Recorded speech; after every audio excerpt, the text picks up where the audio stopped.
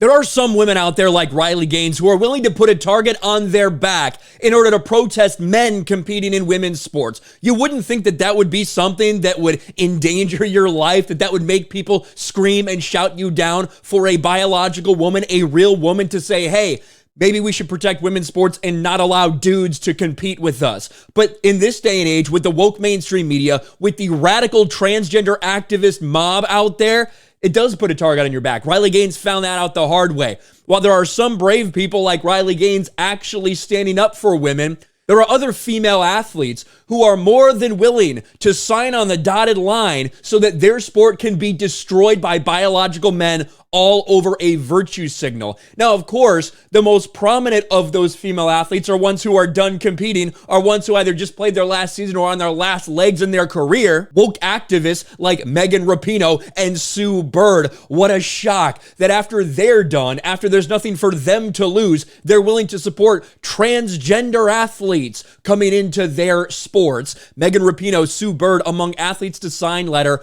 opposing trans athlete ban. This is just such an absolute joke, but I would expect nothing less from these people. Megan Rapinoe among prominent female athletes petitioning Title IX change banning men from women's sports. Megan Rapinoe and Sue Bird are among 40 female athletes who signed a petition to try to stop Protection of Girls and Women in Sports Act from becoming law. The bill seeks to clarify Title IX by classifying athletes by biology rather than identity.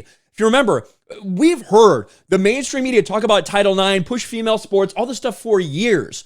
But now over the past couple, they've been totally fine for female sports and women's sports to get trampled on by men, destroyed by men who are pretending to be women, all because they're too scared of being called transphobic. They need to virtue signal so hard for this. It's pathetic. Ironically, Riley Gaines called out Megan Rapinoe and said, you know what? You are someone who's aged out of competing. You're not really going to be a competitor anymore. So you have nothing to lose by this. Oh, and by the way, you're a lesbian, so you won't ever have a daughter who's actually been affected by this either. That was kind of brutal. Might be one of the reasons she deleted the tweet. But between the radical leftists out there, the Biden administration, the Democrats, they are pushing to make this bill, to make Title IX just about what you identify as. So I could just say, you know what? I identify as a woman. I could go compete against women in the same way that Leah Thomas did, in the same way all these other people have done, all to dominate female athletes. They're winning NCAA championships. They are dominating the competition because they're biological men.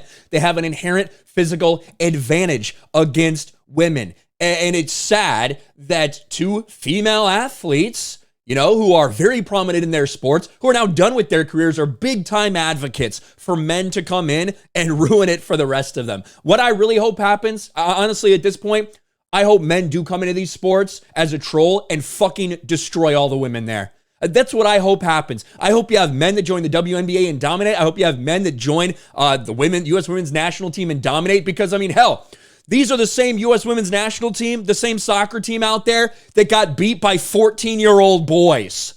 So yeah, if real men get on the soccer field with them, they will get destroyed. They will get annihilated. But that's what these woke women are advocating for. Let me know your thoughts in the comment section below. Smash a like button, subscribe to the channel, ring the bell for notifications, share this video out there, and I'll talk to you later.